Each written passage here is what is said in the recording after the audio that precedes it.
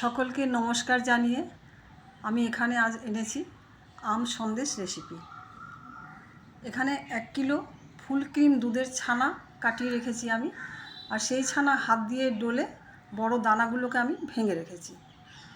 আর এখানে আছে 2টো পাকা আম, আমের পাল্প বের করে নেব।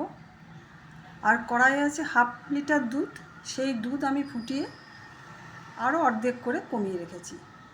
আর মিষ্টি বানাতে গেলে গুঁড়ো দুধের দরকার হয়, তাই এখানে আমি আমুল স্প্রে রেখেছি। দেখো, এখন আমের সময়, প্রায়ই ঘরে এখন আম থাকে, দুধ তো থাকবেই। তাই আমাদের যদি আম মিষ্টি খাওয়ার ইচ্ছে হয়, আমরা কিন্তু খুব সহজেই সেটা বানিয়ে নিতে পারি। দেখো আমি কিভাবে বানাই সেটাই এখন আমি দেখাচ্ছি। কড়াইয়ের দুধ ঘন করেই রেখেছিলাম, সেটা আরও ফুটিয়ে আমি ঘন করে নিচ্ছি। তারপর যে ছানাটা আমি কাটিয়ে রেখেছিলাম, সেই ছানাটা এই দুধের মধ্যে দিয়ে খুব ভালো করে ফুটিয়ে ঘন করে নেব। আঁচটা কিন্তু সবসময় মিডিয়াম থাকবে। দেখো, দুধ আমার অনেকটাই ঘন হয়ে গেছে ছানাটা। এরপর দেবো আমের পাল্প। আম থেকে পাল্প বের করে মিক্সিতে পিষে ছাঁকনিতে ছেঁকে তারপর কিন্তু আমি এই ছানার সঙ্গে আমের পাল্পটা মেশাচ্ছি। এরপর সব একসঙ্গে খুব ভালোভাবে নেড়ে মিশিয়ে এটাকে আরও ঘন করে নেব। দেখো, অনেকটাই ঘন হয়ে গেছে। এরপর আমি দেব চিনি।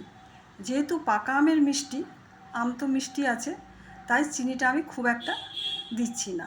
4 চামচ চিনি দিলাম, আর 1 চামচ ঘি। কারো যদি এর থেকেও বেশি মিষ্টি খাওয়ার ইচ্ছে হয়, অবশ্যই সে দিতে পারো। এরপর সব একসঙ্গে খুব ভালোভাবে মিশিয়ে আবার কিছুক্ষণ ফুটিয়ে আমি এটা মিশ্রণটা আরও ঘন করে নেব। দেখো, এরপর আমি দিচ্ছি শেষের সময় পাউডার দুধ। পাউডার দুধ দিলে কি হয়, বাইন্ডিংটা খুব ভালো হয় আর মিষ্টির স্বাদটাও ভালো আসে। তাই মিষ্টি বানাতে গেলে কিন্তু পাউডার দুধের দরকার হয়। পাউডার দুধটা আমি খুব ভালোভাবে মিশ্রণের সঙ্গে মিশিয়ে নিলাম। দেখো, মিশ্রণ আমার একেবারে রেডি হয়ে গেছে। আমি গ্যাস থেকে কড়াই নামিয়ে নিলাম, কারণ এর বেশি যদি আমি আঁচে রাখি তাহলে আরও শক্ত হয়ে যাবে। এরপর এখানে বাটার পেপারে ঘি দিয়ে রেখেছি, সেখানে খুন্তি দিয়ে মিশ্রণটা দিয়ে খুব ভালো করে চেপে চেপে একটা চৌকো আকার দিয়ে নেব। তারপর কিছুক্ষণ ঠান্ডা হওয়ার পর আমি পিস কেটে নেব। তারপর আধ ঘন্টা ফ্রিজের মধ্যে আমি রেখে দেব। আমি ফ্রিজের রাখার আগেই পিস এই কারণেই কেটে নিলাম যে ফ্রিজের থেকে বের করার পর পিস কাটলে দানাগুলো কিন্তু ভেঙে যায় ছানার। দেখো বন্ধুরা, আমি ফ্রিজ থেকে বের করলাম, আমার আম সন্দেশ খুব সুন্দর তৈরি হয়ে গেছে। তাই তোমরাও এইভাবে একবার বানিয়ে দেখো।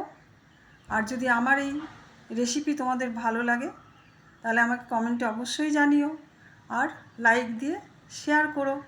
টাটা।